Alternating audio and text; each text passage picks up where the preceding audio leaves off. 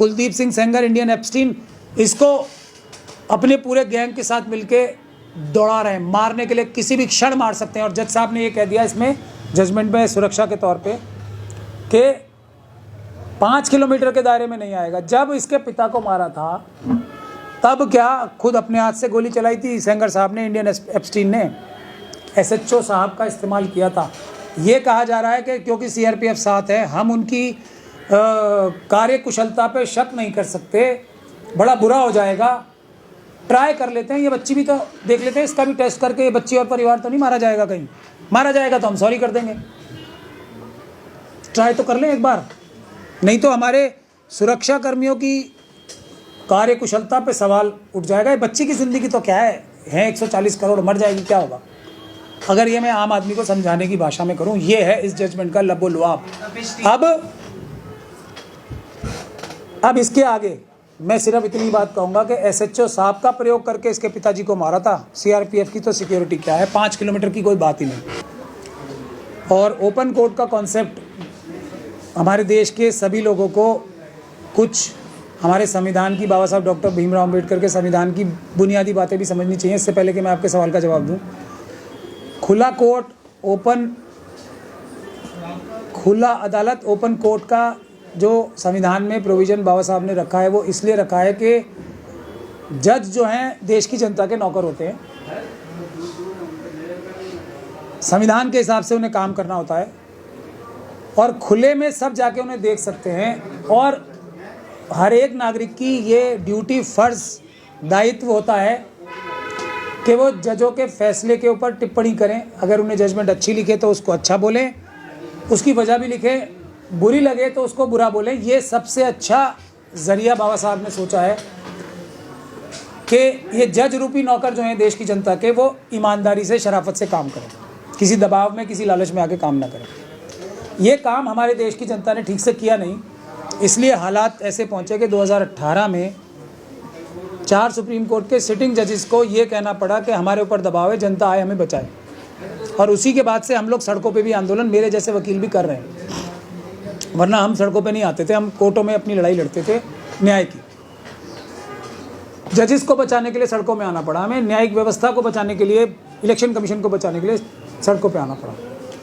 अब ये जजमेंट अगर कानूनी रूप से आम आदमी को समझाने के लिए मैं बोलूँ तो साफ साफ है, कानून ज़मानत मतलब जब तक कि किसी केस में फैसला नहीं हो जाता, कानून ये है कि बेल नॉट जेल, मतलब ज़मानत दे देनी चाहिए आम तौर पे, और बहुत ज़्यादा खतरनाक मामला हो तभी नहीं देनी चाहिए।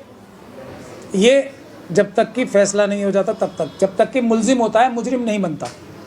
एक बार फैसला हो जाए अदालत का, निचली अदालत का, तो ये कानून उल्टा हो जाता है, तब बन जाता है जेल नॉट बेल, यानी कि हर हालत में इसे व्यक्ति को जेल में ही रखना है जब तक कि कुछ ऐसा ना हो जाए कि कोर्ट की बहुत बड़ी दयालुता का पात्र ये ना बन जाए कि इसके साथ, बेचारे के साथ बहुत ज़्यादती हो रही है।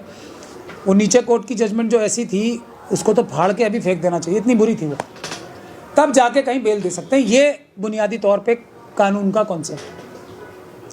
और वो भी ये है कि फिर जो डिटेल्स हैं उस जजमेंट की, भाई अगर उसमें नीचे की कोर्ट में कोई ख़राबी थी तो आप अपील सुनो पहले, और अपील हाँ में या ना में कर दो। अगर वो बरी हो जाते, सेंगर साहब तो बरी हो जाते, नहीं तो सज़ा होती तो सज़ा हो जाती।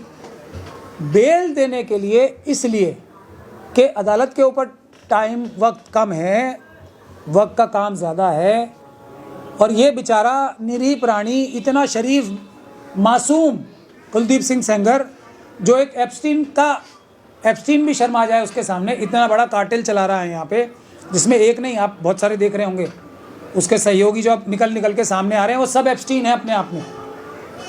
एप्स्टीन समझते हो ना आप, महिलाओं का यौन शोषण करने का इंटरनेशनल नेटवर्क एप्स्टीन है। उससे बड़ा नेटवर्क ये कुलदीप सिंह सेंगर साहब उसका हिस्सा हैं। उनके बहुत सारे साथी आप सब लोग जानते हो, अगर मुझसे पूछोगे मैं बता भी दूंगा कौन कौन। तो ये जो बेचारा एप्स्टीन, बड़ा वाला एप्स्टीन यहाँ पे है, ये हमारी दया का पात्र है, और छोटी मोटी दया का पात्र नहीं है, बहुत बड़ी दया का पात्र है ये। और ये बच्ची जो है ये हमारी दया का पात्र नहीं है, कुलदीप सिंह सेंगर हमारी दया का पात्र है, ये इस जजमेंट का सबसे बड़ा क्रिटिसिज्म है। अब कब दया का पात्र ये है और ये महिला बच्ची नहीं है? तब जबकि एक पिता स्वर के समान, जो बिल्कुल अगले घर के पड़ोसी है, सामने रहते हैं एकदम आमने सामने पास, और ये बच्ची इन्हें बड़ा पापा टाइप कुछ कहती है, दादा या कुछ, मतलब एक तरीके से इसकी बच्ची ही है वो। इतना निरीह प्राणी है ये। इसने अपनी बच्ची का रेप किया पहले, जो इसे बड़ा पापा दादा ऐसे बोलती थी। उसके बाद शांति नहीं मिली, इसका अपहरण करवाया और इसका गैंग रेप करवाया। इसके बाद भी शांति नहीं मिली। देखिए निरीहता, बच्चे, कितना मासूम बच्चा है जिसको बेल देनी ही देनी है, किसी भी हद तक जाके बेल देनी है। तो ये मासूम बच्चे ने उसका गैंग रेप कराया। ये परिवार ने फिर भी इसके खिलाफ कंप्लेंट करने की कोशिश की, तो पिता का अपहरण करवाया पुलिस से, झूठा मुकदमा लगवाया, झूठी बंदूक रखवाई, पिस्तौल रखवाई इस पे, और पीट के मार डाला। डॉक्टर्स के पास, वो भी सख्त जानता, जैसे ये बच्ची सख्त जान है, इसके पिताजी भी सख्त जानते, मरे नहीं तो डॉक्टर्स के पास ले गए, डॉक्टर्स ने इलाज ठीक नहीं किया और मार दिया। ये लब्बो लुआब है। लेकिन इसकी मासूमियत अभी भी ख़त्म नहीं हुई। ये कुलदीप सिंह सेंगर साहब की, एप्स्टीन, इंडिया के एप्स्टीन की, इसने जब सुप्रीम कोर्ट वगैरह सब संज्ञान ले चुके, सो मोटो दिल्ली में केस ट्रांसफ़र होने की बातें ये सब शुरू हो गई, तो एक ट्रक चढ़वाया किसके ऊपर? एक उस गाड़ी के ऊपर जिसमें ये बच्ची थी। इसके वकील साहब थे, इसकी एक चाची थी जो कि मुख्य गवाह थी पुराने वाले केस में, और एक मौसी थी। ट्रक चढ़वाया उनको। मासूमियत देखिए कुलदीप सिंह सेंगर की। यही इस फैसले में मासूमियत ही तो नज़र आ रही थी इसकी। ये इसके साथ तो बेचारे के साथ 6.5 साल हो गए, बहुत ज़्यादा हो गए। ओह, ये सब करवाने के बाद भी शांति नहीं मिली मासूमियत की। उसके बाद भी हमले करवाए सिक्योरिटी के बावजूद। सुप्रीम कोर्ट में उत्तर प्रदेश सरकार ने बड़े से बड़ा वकील खड़ा करके, केंद्र सरकार ने बड़े से बड़ा वकील खड़ा करके, इस एप्स्टीन की वजह से, इंडियन एप्स्टीन जो है, ये एप्लीकेशन लगवाई कि इस बच्ची और इसके परिवार की सिक्योरिटी छीन लो। बड़े से बड़े वकील किए, जैसे हाथरस की बच्ची के खिलाफ लग रहे हैं ना एप्लीकेशंस वहाँ लखनऊ हाई कोर्ट में और उसमें, और परिवार की सिक्योरिटी विड्रॉ करा ली और अगले दिन हमला करवा दिया परिवार के ऊपर। इसकी मासूमियत अभी 2 हफ्ते पहले तक भी ख़त्म नहीं हुई। सीबीआई उससे पहले 2 हफ्ते से भी पहले, 2 हफ्ते पहले तो इसके पति के ऊपर जानलेवा हमला कराया मासूमियत में, बेचारे ने, एप्स्टीन, इंडियन एप्स्टीन ने। उससे पहले दबाव बनवा के जो वकील साहब थोड़ी सी अच्छी बहस कर रहे थे, पहली बार कोई सीबीआई का वकील अच्छी बहस कर रहा था, उसको हटवा दिया केस। और देखो एप्स्टीन, इंडियन एप्स्टीन की मासूमियत, कुलदीप सिंह सेंगर और उसके गैंग की। ऐसे व्यक्ति को हमारी मान्य division bench Delhi high court की, जो प्रीमियर हाई कोर्ट माना जाता है देश का, न्याय का पात्र इस बच्ची को नहीं माना। रेप और गैंग रेप के भी बाद, हत्या की कोशिश के बाद ये तो बची गई, उस एक्सीडेंट में तो मर जाती। एक्सीडेंट नहीं, वो हत्या का जो ट्रक चढ़ा था। वकील साहब मासूम नहीं लगे जो मारे गए इस बच्ची को रिप्रेजेंट करते हुए। इसकी चाची मासूम नहीं लगी, इसके मामी मासूम नहीं लगी, और दया का पात्र नहीं लगी, और इसके पिताजी बिल्कुल नहीं लगे दया का पात्र। दया का पात्र ये इसलिए लगा कि इसने 6.5 साल गुजार लिए हैं। और एक बहुत ज़्यादा टेक्निकल बात से, बहुत ख़तरनाक, जो मतलब एक आम नज़र में बड़े से बड़े लॉयर को भी नज़र नहीं आएगी, इतनी छोटी सी टेक्निकल बात में पकड़ के कि ये जो है एमएलए थे, और चिदम्बरम साहब ने 2012 में जब पॉक्सो लाया तो एमपी एमएलए को बख्श दिया उससे, कि क्योंकि वो खुद भी एमपी थे, वो भी बहुत सारे ऐसे कामों के लिए जाने जाते हैं। उन्होंने एमपी एमएलए को नहीं रखा पॉक्सो में, पब्लिक सर्वेंट के तौर पे, कहीं उम्र कैद परमानेंट वाली लिखत में ना हो जाए। तो इस ग्राउंड पे हम इसे छोड़ देते हैं। अच्छा, हमने दूसरे ग्राउंड बताया कि नहीं, ये वो तो नहीं, लेकिन ये पिता तुल्य तो था, ये वो तो था। उसमें भी तो वही वाली लाइफ सज़ा होती है जिसमें बेल ही नहीं हो सकती, कुछ नहीं हो सकता जिसमें। तो कहा नहीं, ये बच्ची ने तो ट्रायल कोर्ट के सामने तो ये बात ही नहीं कही थी, और सीबीआई ने भी नहीं कही थी। अब सीबीआई का जो आईओ साहब थे और सीबीआई थी पूरी, वो तो सेंगर साहब के साथ पूरी ताकत लगाई रही थी, इंडियन एप्स्टीन के साथ। तो वो तो क्यों अपील करते, और बच्ची के पास लॉयर में था नहीं। वो तो मैं बाद में आया जब केस का फैसला सब हो चुका था। तो कहा नहीं भाई, ये बच्ची ने क्यों नहीं किया, ये बच्ची को करना चाहिए था। इसलिए हम दया का पात्र इसे मानते हैं, ये बच्ची की गलती मानते हैं कि इसने पहले क्यों नहीं बताया हमें ट्रायल कोर्ट को कि इस तरह से भी इसको वैसी वाली उम्र कैद हो सकती है कि बेल ही ना हो, उम्र जब तक ये मर नहीं जाएगा तब तक ही जेल में रहेगा। ये कानूनी पहलू है। और अगर बुनियादी बात यह है कि अगर Indian Epstein, gang of Epstein, अगर division bench Delhi high court की दया का पात्र हैं, फिर कोई भी व्यभिचारी, कोई भी बलात्कारी, बच्चियों का, छोटी 6 महीने की बच्ची के अभी बलात्कारी, gang rapist, murder, gang and murder वाला ऐसा नहीं हो सकता पूरे देश में। मैं अपने पूरे एक्सपीरियंस से बता रहा हूं, जिसको दया का पात्र ना माना जाए पूरे देश में कहीं। दिल्ली में तो ये तय हो गया, दिल्ली की तो कोई भी बच्ची अब अगर इसके साथ ये होगा तो वो ये सोचेगी मेरे साथ तो ये हो गया। अगर मैंने कंप्लेंट कर दी कहीं तो डिवीज़न बेंच मुझे दया का पात्र नहीं मानेगी।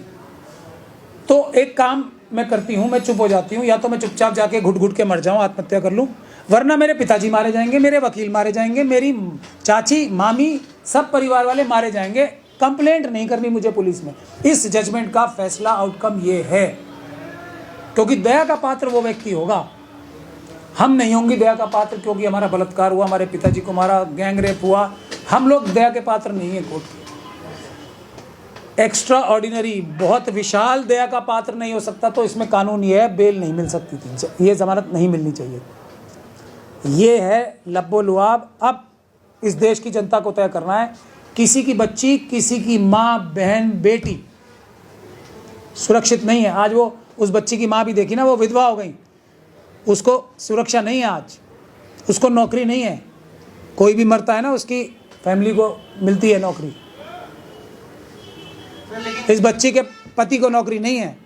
कुलदीप सिंह सेंगर, इंडियन एप्स्टीन, इसको अपने पूरे गैंग के साथ मिलके दौड़ा रहे हैं, मारने के लिए किसी भी क्षण मार सकते हैं। और जज साहब ने ये कह दिया इसमें जजमेंट में सुरक्षा के तौर पे कि 5 किलोमीटर के दायरे में नहीं आएगा। जब इसके पिता को मारा था तब क्या खुद अपने हाथ से गोली चलाई थी सेंगर साहब ने, इंडियन एप्स्टीन ने, SHO साहब का इस्तेमाल किया था।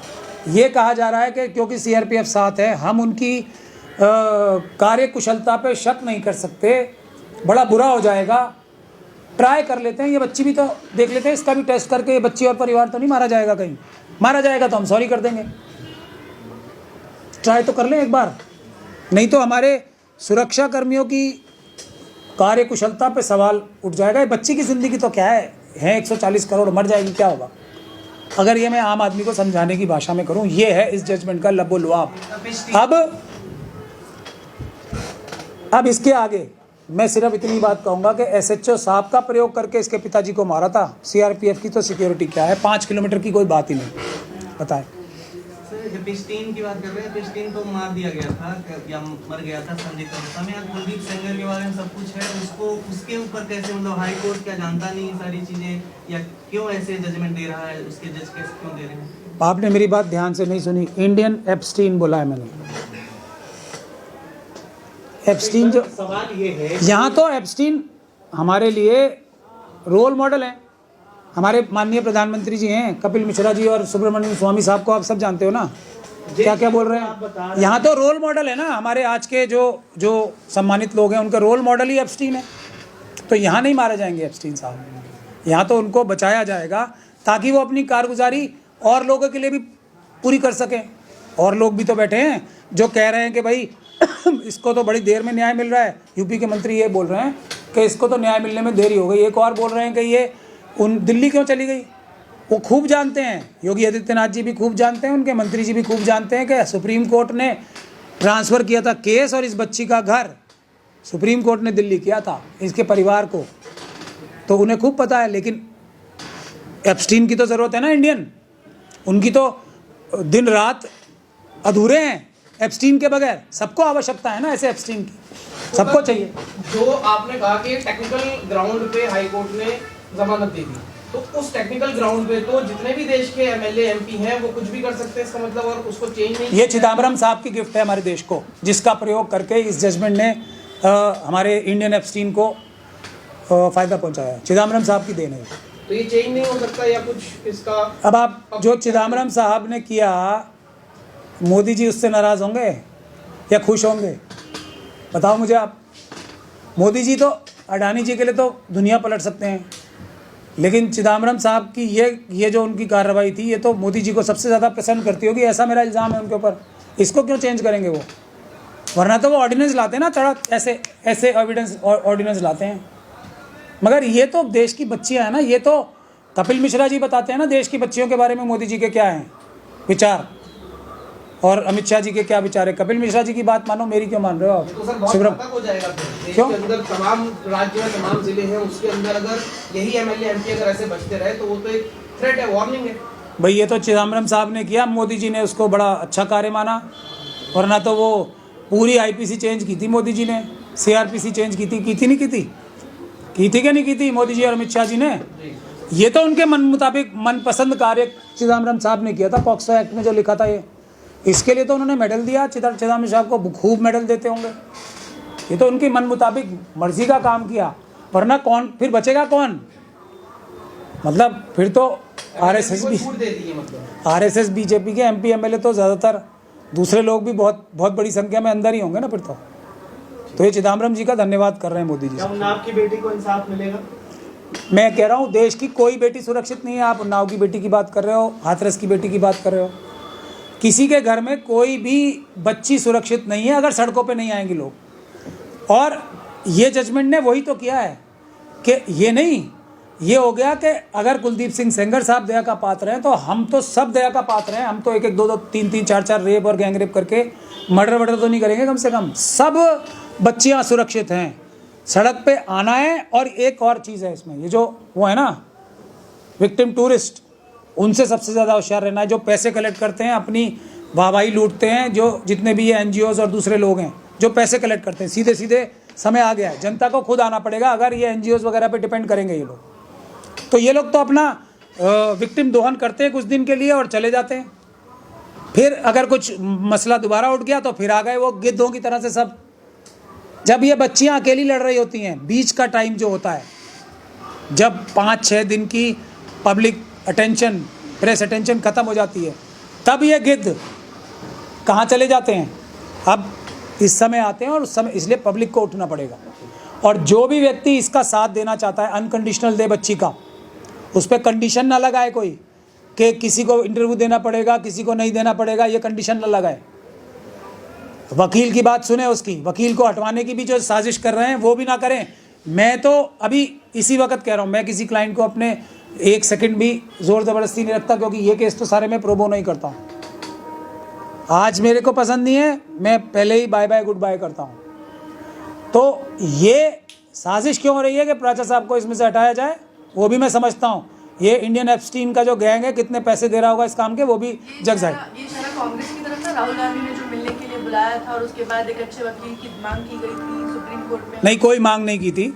राहुल जी तो देखिए खुद ही आरएसएस के जो स्लीपर सेल्स हैं उनके चुंगल में, उनकी लीगल टीम ने उनको एक ऐसे केस में फंसवा रखा है। उनकी लीगल टीम में 1 या 2 को छोड़ के कोई ऐसा वकील नहीं है जो आरएसएस के डायरेक्ट टच में ना उनसे इंस्ट्रक्शंस लेता हो।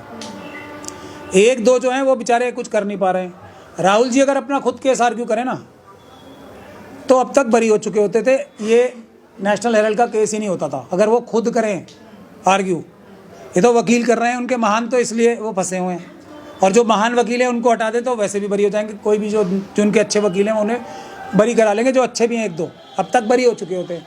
तो राहुल जी तो आखिरी व्यक्ति हैं जो किसी को वकील की सलाह दें। ये उनका जो स्लीपर सेल है ना, वो एक व्यक्ति को प्रमोट करता है जिसने सुपारी ले रखी है कांग्रेस को ख़त्म करने की, G20 करने की और पता नहीं क्या क्या करने की। वो उसकी जो टीम है, राहुल जी को अगर अपनी हिफाजत कर लेते तो मैं उनको सलाम करता। वो बहुत मेहनती व्यक्ति हैं, ईमानदारी से काम कर रहे हैं और बहुत ज़्यादा कमज़ोरों की लड़ाई लड़ने की चेष्टा कर रहे हैं। लड़ नहीं पा रहे हैं, वो ईवीएम को नहीं हटा पा रहे। सर आप लगातार जो है राष्ट्रवादी पत्रकार गोस्वामी जी को टारगेट ले रहे हैं, वजह क्या है? मैं नहीं ले रहा, मैंने कहा लिया है टारगेट पे, तो मैं हूँ उनके। क्योंकि गोस्वामी जी ने क्या काम किया, एक हिट जो वो बनाया, हिट जॉब शुरू किया, लोग भेजे कि इस बच्ची को अर्नब गोस्वामी के साथ इंटरव्यू कराना है। पूरा बढ़िया हिट जॉब कराया पूरा। अब हिट जॉब को मैं भाप गया तो मैंने एक बात कही कि अर्नब गोस्वामी साहब को इस बच्ची का इंटरव्यू मैं करने से मना करता हूँ। मैं तो कभी किसी के बीच में नहीं आया, सैकड़ों जर्नलिस्ट ने उन्होंने किया इंटरव्यू। अर्नब गोस्वामी साहब से मैं क्यों डरता हूँ? क्योंकि पहली चीज़ तो वो पाकिस्तान के लोगों को बुला के भारत की सेना को गालियाँ दिलवाते हैं अपने टेलीविज़न चैनल पे। इसका मतलब वो पाकिस्तान की इस्टेब्लिशमेंट के लिए काम करते हैं। पहला काम। ऐसे और भी बहुत है, सिर्फ अर्नब गोस्वामी नहीं है। लेकिन अर्नब गोस्वामी और उन जैसे किसी भी जर्नलिस्ट से इन केसेस में मैं क्यों डरता हूँ? उसका एग्जाम्पल है खुद राहुल जी, जो अभी हमारी बात चल रही थी। जयराम रमेश साहब हैं, उन्होंने अर्नब गोस्वामी के साथ मिलकर राहुल जी पे एक हिट जॉब कराई, जो कि इतने ज़्यादा समझदार हैं, मोदी जी से 10 गुना ज़्यादा हर टॉपिक पे समझदार हैं। मतलब चालाकी मक्कारी थोड़ी उनमें कम है, लेकिन समझदार तो मोदी जी से हर टॉपिक में ज़्यादा हैं। इसमें तो किसी को कोई डिस्प्यूट होना नहीं चाहिए, इसमें तो कोई डिस्प्यूट नहीं है ना। मोदी जी किसी टॉपिक पे 2 मिनट नहीं बोल सकते, और वो किसी भी टॉपिक पे दुनिया के कम से कम 20-25 मिनट तथ्यात्मक रूप से बात कर सकते हैं। तो ऐसे व्यक्ति का धोखाधड़ी करके जयराम रमेश साहब ने इन्हीं परम आदरणीय हमारे इनसे अर्नब गोस्वामी से हिट जॉब कराया। अभी हमारे रिटायर्ड चीफ जस्टिस साहब हैं, साजिश करके गवई साहब, उनका हिट जॉब कराया कि नहीं कराया? ये बच्ची तो मासूम है। अगर ये मैं इससे डर रहा था, मैंने कहा भाई मुझसे बात कर लो ना गोस्वामी साहब। नहीं आप नहीं, उसी से बात करनी है। उनके 1 घंटे तक मुझसे बात कर रहे हैं, फिर छुप छुपा के अपना कैमरा भेज दिया यहाँ पे और उससे करने लगे उल्टे सीधे सवाल, तो मैंने कैमरा रोका। वरना वो हिट जॉब करके इतने सारे सबूत इस लड़की से बेध्यानी में कुछ कहलवा लेते, जिससे कुलदीप सिंह सेंगर साहब की और मदद हो जाती। ये डर मेरा जायज़ है तो मैंने किया, लेकिन ये मेरी लीगल एडवाइस है। बच्ची चाहती तो मना कर देती, उसने कहा नहीं मैं तो सर के कहने से चलूँगी, मुझे किसी को इंटरव्यू ऐसे व्यक्ति को नहीं देना जिसको सर मना करे। मैं उसको किसी से नहीं रोक रहा। जो आप लोग जेन्युइन जर्नलिस्ट हो, 1000 बार उससे पूछो कुछ, ये उसके और आपके बीच की बात है। लेकिन कोई हिट जॉब करने आएगा तो ये उसके वकील की हैसियत से मेरा एक जिम्मेदारी है कि मैं उस बच्ची को प्रोटेक्ट करूं जो मैंने किया। अब वो पापा की परिवार चुप है इस पर, जो बराबरी की बात करती थी जब हिजाब खींचा गया था बिहार में, इस पर चुप है, कुछ नहीं बोल रही है। वो तो हिंदू मुस्लिम था ना, इसमें तो हिंदू मुस्लिम है नहीं। ये बच्ची तो मुस्लिम नहीं है ना, ये बच्ची तो उन हमारे परम आदरणीय मनुवादी मानसिकता के लोगों की, जो सनातन धर्मी हैं, उन्हीं की बच्ची है ना। ये बचाने के लिए अपनी जान हथेली पे लेके कौन खड़ा होगा? अम्बेडकरवादी। अर्नब गोस्वामी को भी निपटेगा, पूरी सीबीआई को भी निपटेगा, अमित शाह जी पूरे इंटरनेशनल गैंग्स जो है, गैंगस्टर्स ये एप्स्टीन वाले, उनको भी निपटेगा कौन? अम्बेडकरवादी। क्योंकि हमारी जिम्मेदारी तो है अम्बेडकरवादियों की, इनकी थोड़ी है। हम निपटेंगे ना सबसे, बच्चियों को बचाने के लिए, चाहे वो किसी भी जात धर्म की हो। हमें हिंदू मुसलमान से कोई मतलब नहीं है ना, तो हम ही निपटेंगे, इसमें कोई बात नहीं है। हम अम्बेडकरवादी हैं, हम निपटेंगे सबसे, इन मक्कारों से, बेईमानों से।